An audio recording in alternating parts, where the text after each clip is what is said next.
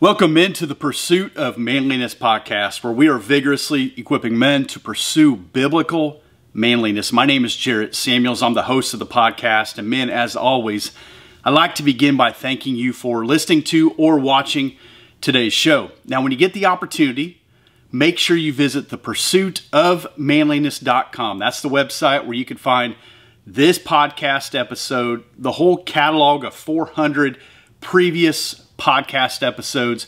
You can learn more about the men's retreat. You can learn more about Tribe Builder. There's just a lot of information there when it comes to the pursuit of manliness. Today, I want to highlight the herd.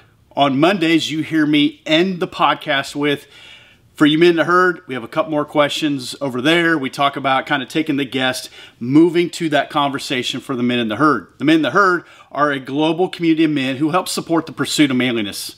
Not only do they get extra bonus content, but there's some other aspects to the herd that I would love for you to know about. It's just $5 to be in the herd, and you can cancel at any time. You're going to find two links at the bottom of the show notes. The first is it takes you to the website where you can learn more about the herd. The one below that is where you can sign up and join this community. Men, it's time for today's podcast conversation. Well, Chris, let's pray. God, I thank you for Chris. I thank you for his willingness to be on the show and have this conversation. I thank you for his the time and commitment and energy that goes into putting a book together. And as we're going to talk about this topic of intimancy, this idea of our need for deeper connections, God, whether we want to hear it or not, it's there. And in just about every arena of life, it's there. And as men, we often do a really good job of keeping things at the surface. We do a good job of keeping people at bay. We have been social distancing long before that ever became a thing because we have this issue, inferiority, insecurities, all the things that we're going to talk about. But God, you can bring that out of us, and you do it best within the realms of community. I pray for Chris. I pray for the guys that are going to listen to the show. I pray that God would just hit them right where they're at. They'll hear what they need to hear, and they'll do with it what they need to do with it. It's in Jesus' name we pray. Amen. Thank you, Lord. Amen. We should have prayed for that train conductor too when he went, but we're not going to do that. Hey, Amin, at this time, I want to welcome Mr. Chris Steele to the podcast. Chris, thanks for being on the show. Jared, I'm pumped. I'm looking forward to chatting with you. Well, Chris, before we get in your book, would you just let us know who you are, what you do, and we'll go from there? Yeah.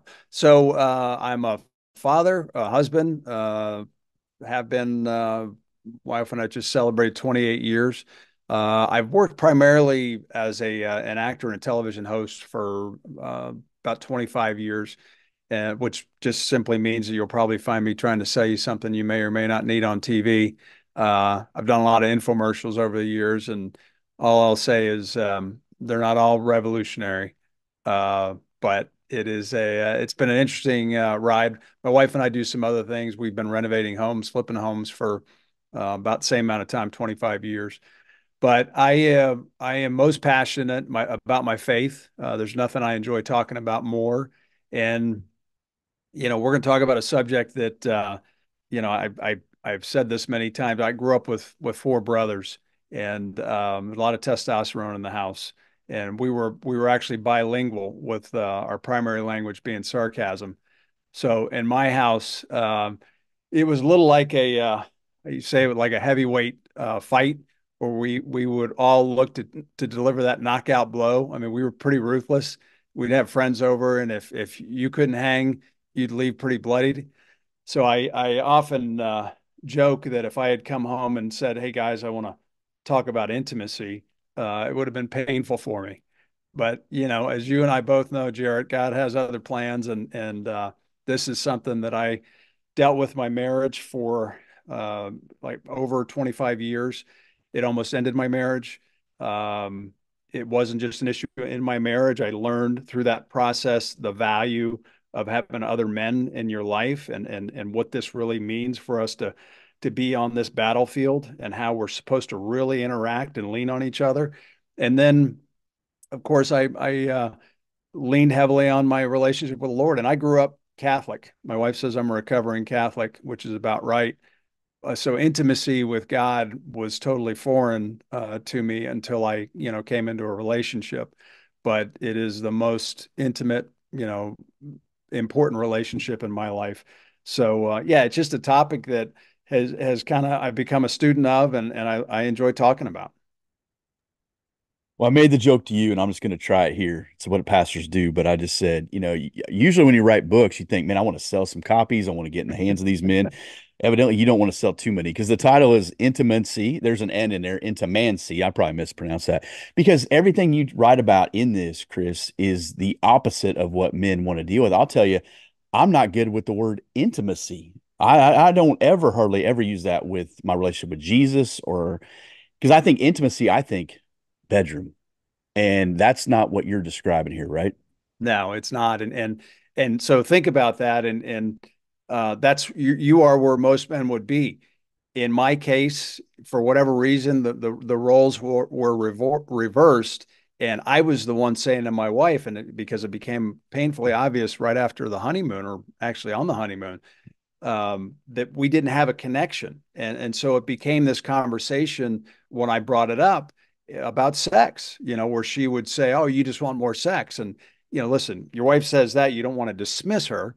But my point was, it's not really I want more sex, because the reality is the sex is not any good because we didn't have that connection. And it's just not an easy topic to discuss. And I just knew that it was real, that we didn't have it. And I remember one time I was talking with it probably was one of the many counselors we went to, but she said, intimacy is into me, I let you see. And I'm like, that's exactly it, And when you have that, obviously you want it with your wife, and I'm so thankful to God that we have that now. It is so bonding, and sex is 100 times better. It's like it's just a natural reality. And so, yeah, but trust me, I get it. I still, when people ask me what's your book about, I'm like, well, it's a book about relationships. It's not easy to say, well, it's a book about intimacy for men. That's a tough one. But again, my goal was to start a conversation. That's why I'm grateful you're having me on to do that today. Funny? All the pressure on honeymoon sex. You're like, what a joke. Just wait. You just wait. I'm telling you. You're exactly right. If you're willing to work at it, we use the word cultivate quite a bit. We need to work and keep what's been entrusted to us. And one of the things I find interesting is you talk about intimacy and your health. We talk about spiritual, emotional, physical, and mental health. And they all do really affect one another. So in your study and as you're putting this together, how are those two connected together? They're huge. And you got to understand, a lot of the work I've done as a television spokesperson has been geared around health and fitness, and it's a passion of mine. I've actually started a podcast with a friend called Rewired Wellness. I'm 57 years old, and I am passionate about talking about the subject of health, because there's so much information that we have nowadays. We don't have to age the way that our parents did, but this is part of health that people wouldn't think is important. And I do talk about it in the book. You will pay an emotional price, which will turn out to be a physical challenge if you don't pay close attention to these relationships in your life. So yeah, it's a great point people don't think about. This is not just something to make you feel good emotionally. It will impact your health. Yeah, I think like the Israelites in the Old Testament, we hear these messages and we think they either don't pertain to us or it's just fear and foreboding. We don't need to worry about it. Hey, life seems pretty good right now. But I've learned through the years, my own life, and I've seen it with working with a lot of men, there comes a point where that deck of cards, that house of cards comes crashing down. And you're like, well, who's going to help me clean it up? Or who's going to help, whatever. And if you have no relationships, you have nobody to lean in on. And it will expedite your maturation process if you get around high caliber humans. There's a difference between, well, I'll let you explain this, but I've learned there's a difference between friends and then your community, right? Like I can Yeah. have friends that are just jackwagons and we can talk sports and Super Bowl, whatever. But then there's guys who will lean in, and that's different. So help us understand what's the difference there when we're talking about really being healthy men. It's a great point. I said to my wife the other day, the older I get, the more I value friends that make me feel like I'm in high school. So I've got buddies that that I have fun with, and actually, those are some of the guys that really are my closest allies as well. I look at this. I go back to that picture of a battlefield quite often, and in fact, my first iteration of the cover. It involved, men on a battlefield. And when you think about that, I didn't serve. I've never served.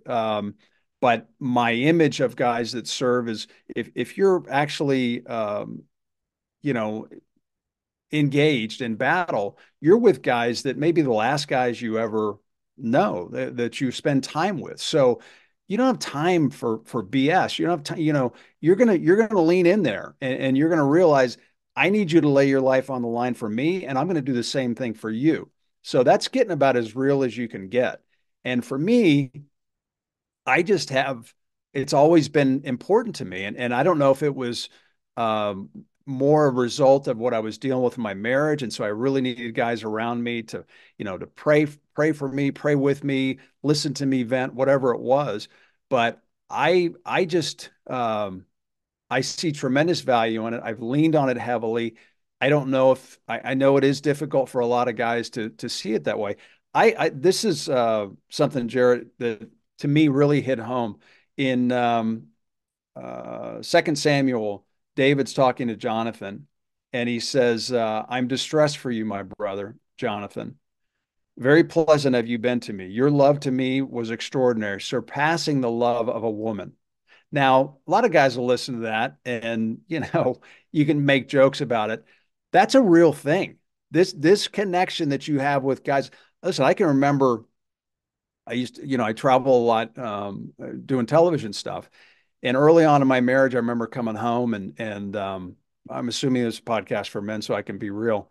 Um, I remember coming home after being on the road and I'd been on the road for a few days. I ended up on a channel I shouldn't have been on in the hotel room, and I was just feeling terrible. I thought, I'm gonna, tell my wife, and I quickly realized, it wasn't such a good idea. Her reaction was not what I was hoping for. It wasn't that led me to believe, well, I got to keep this to myself. I just realized that needs to be brought into the light in a different way. And so again, I go back to that's when I lean on my brothers. I'm thankful that that's not something that has been a big struggle in my life. I know it is for a lot of guys. I know the reality is that there are guys that deal with all types of typically sexual struggles, sexual sin, because it's in us. And the scary part is that can get pretty dark if it's not dealt with. And so that's why, I don't take it lightly. I really do. I value those guys that are around me, and I don't have time. I can have guys in my life that we it's more topical in our conversations. They're just not guys that are in my inner circle. 100%. The phrase is, he doesn't suffer fools gladly. And I'm not saying that these individuals are fools, but the later I get in life, the less time I have for just that. I mean, I don't want to be rude or anything, but you're right. That circle matters. And, Mhm. you talk about the cover you were going to have, or whoever did pick it. You have this cover with a man standing there with these deep roots, and anything of value takes time. You write about there's obstacles to intimacy. What are some of the obstacles? They're probably obvious once you say them. The listener is going to go, "Yep, that's right, that's me." What have you learned? There are some obstacles to having these deep connections. Yeah, it's a great question. Because I talk about in the book intimacy with your spouse, intimacy with other men, and obviously intimacy with God. But to me, the fourth part of that is as important or more, and that's the obstacles. Obstacles, like you said, they're obvious. A lot of them are technology driven, but they're obstacles that are only continuing to increase, and it's going to be a real problem for these next generations behind us. My oldest son's a pastor, and at a large church in South Florida. And I had this conversation with him because, he's at church and being a pastor is pretty demanding. And then if he's not at church, he's at home with his wife and he's got 3 little ones already. And, I tell him, I said, buddy, you got to have guys that you're spending time with that you can lean on. But the reality is, because of technology and the way that relationships are navigated these days, unfortunately, I don't think that there's a great emphasis for this. And I got to go with a couple guys for coffee this morning one of which I didn't know that well. One I've known for years, and the one that I didn't know so well went through a divorce a few years ago and has gotten into divorce care. And we were talking about this exact subject and how it is, you go into men's groups and typically you're going to see quite a bit of gray hair. Um, it's a scary thing when you think about it. I feel like there's a lot of things we're seeing in society these days. And when you stop and think about it, you think, 10, 20 years, that's going to be a problem, for us. Well, the way that, not just men, but men and women are interacting, that are coming up behind us.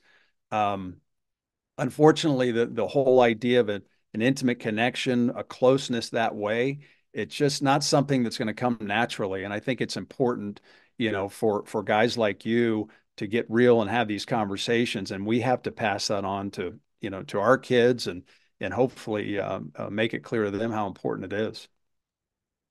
I've kind of come to that place, whether it's, silverbacks or the young bucks, whatever you got in the room, you got in the room. But yeah, you want to keep, bringing them in there because those I've learned as guys get older, they got a lot of insecurities they've never reconciled. And there's a lot of older guys who just kind of check themselves out and think, well, you don't need me, you don't, whatever. And one of the things you write about is there is, you use the illustration of like WebMD's study on erectile dysfunction and those things, but sexual abuse is one thing, but there's relational abuse, there's mental abuse, there's, all the different types of manipulation stuff. And I think there's guys who have somehow stuffed that in the back of their mind, and it manifests itself in odd ways in relationships, and we keep that distance. So how do you help a guy? We talk about these deep roots to start to get to the point, because you don't want to join a men's group and then vomit your entire life on them. It takes time. So what are some things you would say to start looking for this authentic community, these real connections? Well, to your point, yeah, you don't want to join a men's group and vomit, everything. But at the same time, the other side of that coin is, and this is just a reality, you can join a men's group. There are a lot of guys that do. You can play the part. You can show up, be in a Bible study. You can even lead a Bible study. That doesn't mean that you can't keep secrets. So what you and I are talking about is on a different level. And so I think you talk about it. You try and your best to express the importance of it, but the reality is that's just something that guys have to come to that conclusion on their own. And I think when you talk about, the potential carnage that's possible and likely if you don't deal with them. Listen, we see pastors fall all the time. I mean, it's just it rocks us, and when you hear that, guys that have big following, whatever it is, God's using them, but there's something they're not dealing with, and we know that it all comes out into the light at some point. Um, so I just think that, again, we have to be having the conversation. Again, the older I get, uh, I don't want to be talking about anything else. We're too late in the game. There's too much at risk. There's too much on the line. We're too far down the road to be talking about anything else. And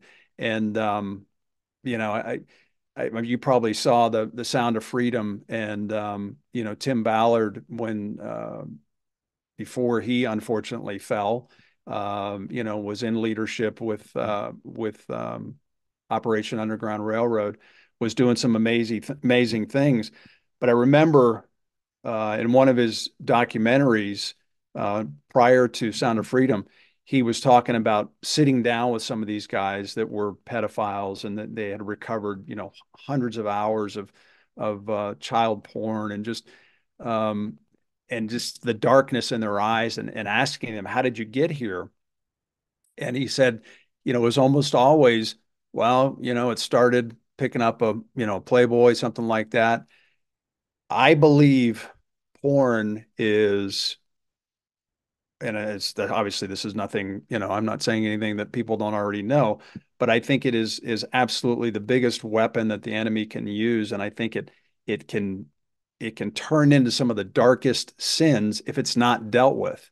And listen, again, we're guys, we're sexual men, that's just who we are.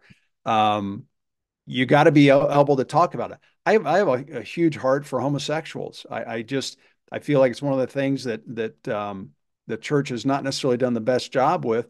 I've got a good friend who is, a strong believer. Um, he struggles in that area. I don't understand that, but I know that if somebody struggles with something like that, they got to be able to talk about it. They got to be able to, if they have any hope of, you know, living for the Lord, this is not something they can continue to be tripped up in. In my book, I talk about, in my research, I came across a group actually here in North Carolina, called YourOtherBrother.com. And it's just a group of guys, believers, that struggle with homosexuality. And they just lean on each other because they don't want to walk in it. Just like my buddy. He's like, I know that's not of God. I don't want to walk in it. Doesn't mean it's not going to be a struggle. And for some reason, the way that the church has dealt with it is, well, pray to be delivered from it. It doesn't always happen. This is something that somebody could struggle with throughout their life. So what more, what better way to take the handcuffs away from the enemy than to bring it into the light where they can at least share with a couple buddies and lean on them. But unfortunately, that's one of those things that, is so taboo that, it's not talked about. And I'm again, I'm at the point where I'm like, talk about anything. As you know, I lay it out in my book. I talk about, the issues my wife and I had. I'm thankful that she feels the same way. Just, there's no reason not to talk about it. Proverbs 4:23 says, above all else, guard your heart. From it flows the wellspring of life. And I never really pondered that verse until I've shared this before, but there was a guy that was on staff at church where I served, and he came in, he was meeting with different staff members, and I was going through a hard season, and I had shared a bunch of things, and I think he could tell, not in a good place, and he shared that verse, and I was like, okay, and then he left, and so I just considered it. Years later, found out that guy that shared that verse with me, he had some kind of fall, and I thought nobody was checking on him. Nobody Mm-hmm. ever went to him and said, "Hey, how's your heart? How are you doing?" Position doesn't equal character, and just because we have a platform or a blue check mark or whatever, that doesn't mean the character is there. I think the first initial connection we have to have that is intimate has got to be with Jesus. Mm-hmm. If we don't get that one right, I don't think any of the others are very real or genuine. Would you agree with that? Or Yeah, no, I think it absolutely. I don't know. It should be first. I agree. And I would say that was the case with me. And to your point about the heart, I was talking with a buddy that I was praying with a couple of weeks ago, and I've said this many times. I think it's probably one of the most important things we should be praying about, especially in the world that we're in. I see your flag there, and there's so much craziness going on, and you can find yourself wasting a lot of time and energy talking about politics and what's happening there. Listen, at the end of the day, we know how it all ends. What we should be talking about is what you and I are talking about, and the fields are ripe. There are people that you can have conversation with now that you couldn't before. But I think we have to be constantly vigilant about praying, God, protect my heart. When Kelly and I were going through the divorce, which thankfully didn't happen, it was the darkest season of my life. And I remember I'd gotten together with a buddy of mine, and he had asked me, are you open to a miracle? And just to give you an idea where I was so hopeless. I didn't know how to answer the question, because I wasn't counting on a miracle. It had been, 27 years. Um, so where I landed was the only thing I could pray was, God, if you have a miracle, which again, he knew I wasn't counting on, if you have a miracle, just don't let my heart become so hardened through this process that I miss it. And thankfully, that was the case when we started working on things and realizing that God was moving and things were happening. Um, I could have very easily been in a place where, I had moved on and I wasn't interested and because that happened. So I think, guarding our hearts is so huge these days. I mean, it's too easy. You get older and this life, as you know, real easy to become jaded, bitter, and that ain't gonna attract anybody. Hebrews 4, it says, see that no root of bitterness springs up because it will affect many. Oh man, we've all been around bitter people. We're like, yeah, I don't want to be around that person. Yep. Shoot, there's days I don't want to be around myself. I understand. Yeah, you talk about hidden sin destroys. I always consider Genesis 4, where God told Cain, hey, sin is crouching at your door, it desires to have you. Sin wants to look small, wants to look insignificant. I've talked to so many guys who it's porn or whatever, like, well, I got the thing that everybody else has, I got it. Hey, it's not taxes. All right. It's not the inevitable that you have to have it. So um, what's the freedom experienced? What's the maybe the process, the fear of jumping out of the plane when you open your mouth and say, hey, this is what I'm going through. This is where I'm struggling. This is wherever this is my past hurts. What's the freedom that is experienced once you are willing to take that first step of courage? Uh, I, I can't. I mean, to me, that's to him the sun sets free is free indeed. It's a freedom that is like no other, and um, I don't know why everybody wouldn't want that. I mean, I shouldn't say that. I know that, the enemy has a way of keeping people, guilt ridden and shame ridden to where they feel like that there's just no way that they could ever share. But, as you and I both know, then you're not fully grasping the gospel if you think that. Um, yeah, it's it's a tough thing, and that's why I don't expect every man to be able to embrace this right away. But again, if we're talking about it, hopefully they can get to a point where they recognize that it is important, because it's the freedom we're supposed to be living in, and it's a freedom that makes us available in a way that Jesus wanted us to be available. We can't be available um, completely if we're dragging something around with us that we've not been set free from. So again, it's just there's too much on the line. Jesus said, "If you will stand for me before man, I will stand for you before my Father." You know, lay it all out. Who cares what people think? Just deal with it. There's nothing that you could share with another guy that if he's real with you, that he hasn't thought about. I talk about it in my book. A buddy of mine called me one day, and he was, he's one of my close friends, and he was just in a bad place. I could tell he was struggling. He was dealing with a lot of stuff. He had started a business, and I'm like, what's the deal? And he would start to tell me, and then he would stop, and then he would start. I'm like, dude, what is it? And he told me, he said, he said, I wish I could just die. He said, if I just died, I got a life insurance policy, my wife, the kids would be taken care of. And I don't want to be here. And it wasn't one I'm thinking about taking my life. He's just dealing with life. And I said, dude, do you think that I have not thought that too? I mean, some people may look at it, wow, that's a dark. No, that's just being real. But again, it's to know that you're not the only one going through that. You're not the only person that's thought that. But if you don't deal with it, then you can find yourself in a really, really dark place that is hard to relate to. There's a great ministry. It's actually not a ministry. It's not faith based. I don't know if you've heard about. They're out of Utah. It's called Fight the New Drug, and they go around and, ironically, I think they typically do it in churches, but again, it's not faith based. They look at what the effects of porn are, all from a scientific standpoint, what it does to the brain, what it's doing to these next generations. They talk about how these, guys in their 20s are already needing Viagra, and stuff because of the saturation of porn. Um, it's a scary thought. And again, that's one of those things you look at, what does that look like, 10, 20 years from now? But I think it's, again, going back to our role and trying to, impress upon them the importance of leaning on each other and being there and recognizing the battle we're in. Amen. I think Elijah said, I'm done. I'm ready to die. And God said, I got 7,000. Then he got Elisha. That was a pretty good deal. Um, Chris, I think if everyone's in your circle, then no one is. And if you only have one guy in your circle, you ain't got a circle. You got a line. So when you consider your circle, just roughly, rough estimate, I don't need names or anything.